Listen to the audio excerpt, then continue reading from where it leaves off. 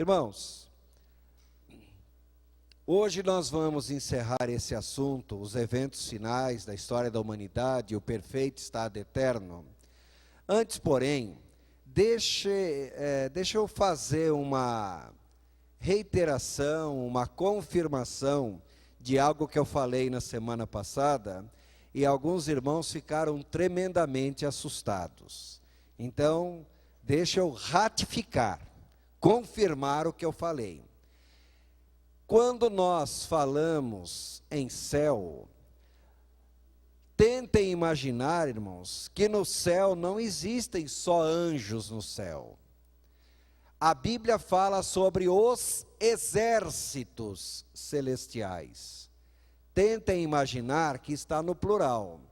Uma certa ocasião, depois vocês leiam Apocalipse capítulo 4 e capítulo 5, João viu um coral celestial, era só um dos corais do céu. Como na língua grega não existem números, como é o caso na língua portuguesa, quando eles querem escrever o número, eles escrevem por extenso, e aquele coralzinho que João viu, era um coral de apenas uma miríade por uma miríade, de 1 milhar por 1 milhar. Bom, então vamos traduzir isso para a nossa língua. Era um exército de 20 mil anjos, vezes 20 mil anjos, vezes 1000 vezes 1000. 20 mil vezes 20 mil dá 400 bilhões. Aliás, 400 milhões. Vezes 1000, 400 bilhões. Vezes 1000, 400 trilhões. Tentem imaginar um coral de 400 trilhões de anjos. Dá para contar? Se vocês começarem a contar agora, talvez daqui uns 2, 3 mil anos à frente vocês terminam a contagem. E o mais interessante, que a Bíblia diz que Deus conhece cada um deles pelo seu nome. Isso é o que interessa. Agora, o que eu gostaria que os irmãos entendessem, irmãos, no céu, acima de tudo está Deus. Abaixo de Deus do céu estão os 24 anciãos. Abaixo dos 24 anciãos, os 4 seres viventes. Não são anjos. Os 4 seres viventes têm 6 asas. Abaixo deles, os serafins. Não são anjos. Eles têm 6 asas. E abaixo dos serafins, os querubins. Também não são anjos. E existem querubins de 6, de 4 e de 2 asas. Deve ter uma hierarquia entre eles. Está claro? Depois é que vem os anjos, irmãos. Aí vem arcanjo, principados, potestades, dominações, soberanias. E para quem pensa que isso é tudo, lá no céu ainda existem os nomes que se nomeiam ou nomes que se possa referir. Detalhe. Nenhum desses seres a Bíblia descreve como tendo asas. Está claro? Então não esperem ver um anjo de asa. Se um dia vocês verem um anjo de asa, tá? Se tiver asa, é superior a anjo. Agora, se for um anjo e tem asa, ordena para sair em nome de Jesus. Está claro? Então, irmãos, estou apenas reiterando, e quando Satanás se revoltou contra Deus num passado remoto, a Bíblia diz que ele levou com ele 1/3 dos principados, dos potestades, das dominações, das soberanias e dos nomes que se nomeiam. Agora, tentem imaginar que se existem trilhões, sei lá, quadrilhões, um número incontável de seres celestiais, 1/3 disso daí, irmãos, é um número grande para chuchu. É muita coisa. Tá? Bom, tem que fazer essa colocação, porque na semana passada alguns irmãos falaram, mas a Bíblia diz que anjo tem asa. Não, a Bíblia não diz que anjo tem asa. A Bíblia fala sobre 4 seres viventes, serafins, querubins, eles têm asas. Detalhes, para os judeus existe uma outra categoria de seres celestiais chamados onafins, que também têm asas. Mas como não são mencionados na Bíblia, vamos deixar esse assunto para lá.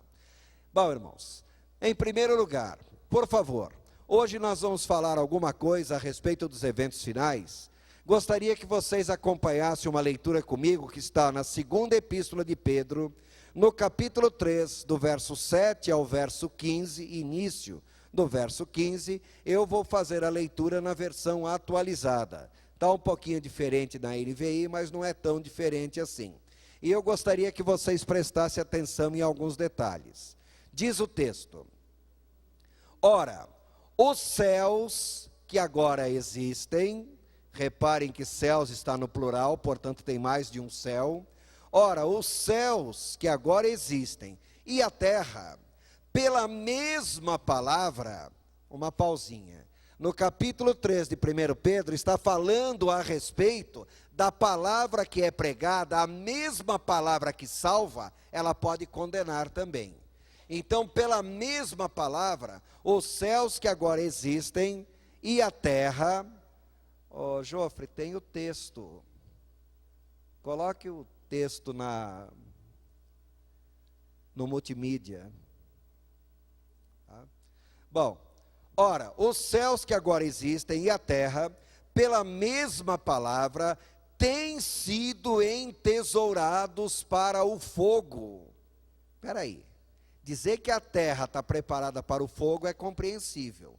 Mas dizer que até os céus estão preparados para o fogo, é meio difícil de compreender. Então, estão entesourados para o fogo, estão reservados para o dia do juízo e destruição dos homens ímpios.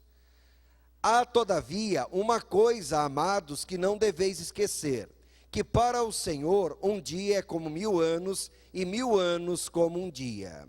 Não retarda o Senhor a sua promessa, como alguns a julgam demorada. Pelo contrário, Ele é longânimo para convosco. Longânimo quer dizer extremamente paciente e tolerante. Longimanus, em latim, tá? Então, é alguém que tem uma paciência muito além do limite. Ele é longânimo para convosco, não querendo que nenhum pereça, senão que todos cheguem ao arrependimento. Virá, entretanto, como ladrão, o dia do Senhor, no qual os céus passarão com estrepitoso estrondo, e os elementos se desfarão abrasados. Também a terra e as obras que nela existem serão atingidas. Vocês estão vendo aí que o próprio céu, ou céus, serão destruídos pelo fogo? Até o céu onde habita Deus, irmãos, vai ser destruído pelo fogo. Isso assusta a pessoa quando começa a ler um texto desse. Continuando, visto que todas essas coisas hão de ser assim desfeitas, deveis ser tais como os que vivem em santo procedimento e piedade, esperando e apressando a vinda do dia de Deus, por causa do qual os céus incendiados serão desfeitos e os elementos abrasados se derreterão. Nós, porém, segundo a sua promessa, esperamos novos céus e nova terra, nos quais habita a justiça. Por essa razão, pois, amados, esperando estas coisas, empenhai-vos para serdes achados por ele em paz, sem mácula e irrepreensíveis, e tende por salvação a longanimidade de nosso Senhor. Só até aí. Amém? Irmãos, vocês sabiam que o céu um dia vai ser destruído pelo fogo? Pela cara de vocês, acho que não. Está claro? Irmãos, em primeiro lugar, eu sei que alguns de vocês se esqueceram que na semana passada eu avisei para todos trazerem aquele gráfico pequenininho que eu tinha exposto aqui na frente. Como o gráfico foi impresso 2 semanas seguidas, essa semana o gráfico não foi impresso. Eu gostaria que os irmãos que têm o gráfico, peguem o gráfico nesse momento. Quem não tem o gráfico, acompanhe no multimídia agora, que eu queria alertar alguns detalhezinhos nesse gráfico. Por favor, o gráfico está aparecendo ali no multimídia. Lembrando aos irmãos, mais uma vez, que isso é uma visão panorâmica de toda a escatologia bíblica. Lembrando também que essa é uma interpretação chamada interpretação futurista, pré-milenista, pré-tribulacional. É a interpretação mais aceita, mais adotada nas igrejas evangélicas de modo geral. E por que que essa é a interpretação mais aceita? Em primeiro lugar, é a interpretação que tem mais fundamentação bíblica, de todas as interpretações que existem. E em segundo lugar, é a interpretação básica que a igreja primitiva cria. Se na igreja primitiva eles criam dessa maneira, e eles tiveram contato com Paulo, com João e outros apóstolos, então queremos crer que devemos seguir essa linha de interpretação. Então observem neste gráfico, irmãos, todos, que há uma linha horizontal no meio do gráfico, essa é a linha do tempo. Ou reparem, à esquerda há uma linha vertical, AC, AD. AC é antes de Cristo, AD é Anno Domini, é depois de Cristo, é ano do dominador, ano do Senhor. Reparem também que nós temos uma pequena cruzinha aí, que é o Calvário. Anterior à cruz, nós temos o Antigo Testamento. No Antigo Testamento, o povo de Deus sobre a terra era o povo de Israel. Após a cruz, nós temos a igreja no Novo Testamento agora, que é o povo de Deus sobre a terra. Tudo isso nós já comentamos desde a primeira semana. Lembrando que após a igreja será arrebatada, olhem uma linha vertical com a setinha apontando para cima, escrito arrebatamento da igreja. Então, na vinda de Jesus, a igreja é arrebatada, vai para o tribunal de Cristo, e do tribunal de Cristo a igreja vai para as bodas do Cordeiro. E para surpresa de alguns, a igreja, indo do tribunal de Cristo para as bodas do Cordeiro, Satanás é lançado do céu à terra. Pergunta, onde ele estava então? No próprio céu. Repare, irmãos, que Satanás não mora no inferno, nunca morou no inferno, nem conhece lá e tem pavor de pensar que um dia ele vai para lá. Apaguem essa ideia da cabeça que ele tem um trono no inferno, que está sentado ali, balançando o rabo, com garfo na mão, espetando os outros no fogo. Irmãos, aquilo é prisão para ele, e ele tem pavor de pensar que um dia irá para esse local.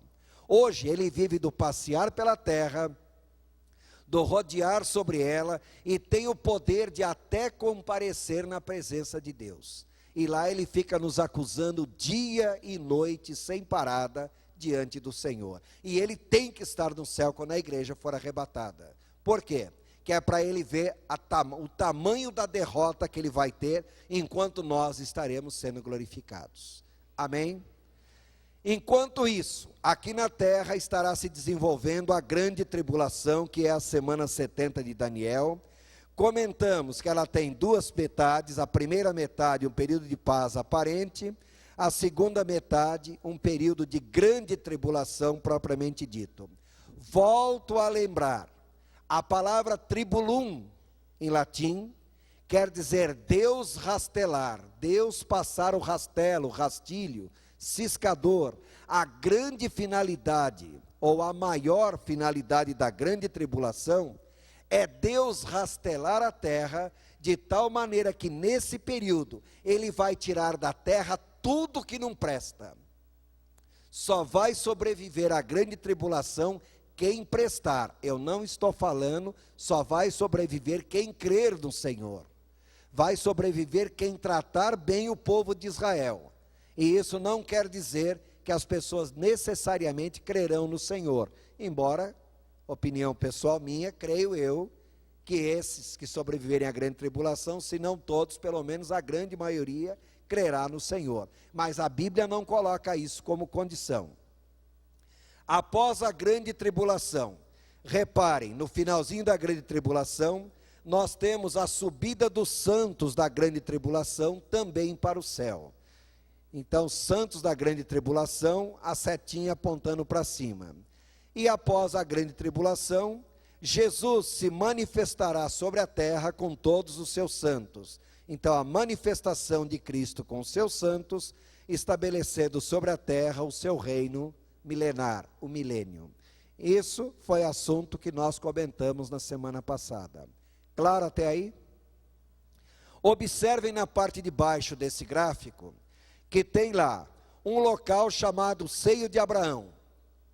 Lembrando a vocês que era o local para onde iam os salvos do Antigo Testamento. Morria no Antigo Testamento, crendo no Senhor, a pessoa ia para o seio de Abraão. Até Jesus, ao morrer na cruz, foi para o seio de Abraão. Então, esse local, ele continua existindo até hoje. Porém, com a morte e ressurreição de Cristo, os ocupantes desse local ressuscitaram juntamente com Cristo e já estão no céu.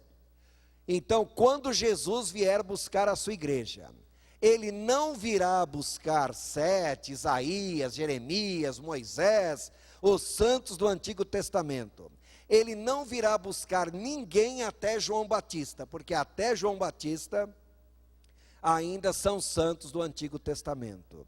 Agora, reparem na parte de baixo desse gráfico, que tem lá escrito ímpios, e repare várias linhas que apontam sempre para um local chamado Hades.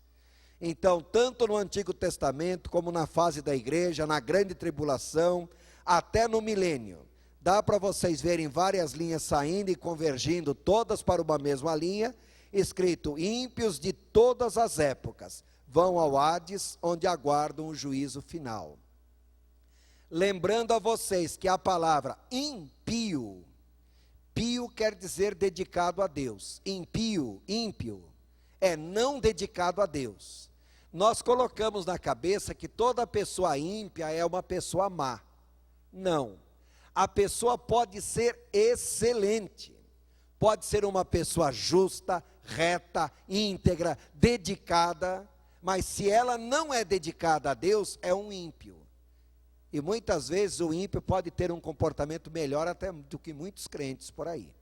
Está claro? Mas pelo fato de não ser dedicado a Deus, infelizmente para ele, só podemos dizer, sentimos muito. Você está sem salvação.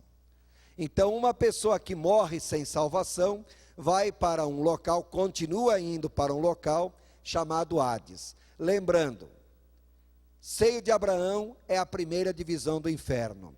Hades é a segunda divisão do inferno. Agora repare no meio do gráfico, embaixo tem um círculozinho achatado aí, escrito abismo. Abismo é um local para onde? É um local onde estão demônios aprisionados.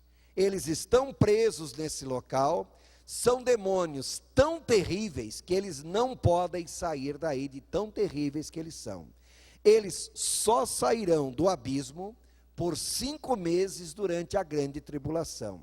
E nesse local chamado abismo, é o local onde Satanás ficará preso, Satanás e todos seus demônios ficarão presos, enquanto Jesus estiver reinando no milênio. Claro isso? Por quê? A finalidade maior do milênio, irmãos. Bom, em primeiro lugar, o milênio é um reino preparatório para a eternidade, mas ainda não é a eternidade. E a finalidade maior do milênio é provar para o homem que o homem é pecador, porque o homem é pecador. Não é porque Satanás tenta, não. As pessoas, quando cometem alguma falha, querem culpar logo Satanás de tudo. Irmãos, ele não é flor que se cheira. Mas ele não é culpado por toda a desgraça que existe, não. Porque tem muita gente fazendo um monte de coisa errada por aí. Durante o milênio, Satanás e seus demônios ficarão presos, portanto não tentarão ninguém. Durante o milênio, Jesus estará reinando, o povo de Israel estará pregando o evangelho do conhecimento, os glorificados, nós seremos reis sacerdotes. As condições de salvação no mundo serão as melhores possíveis.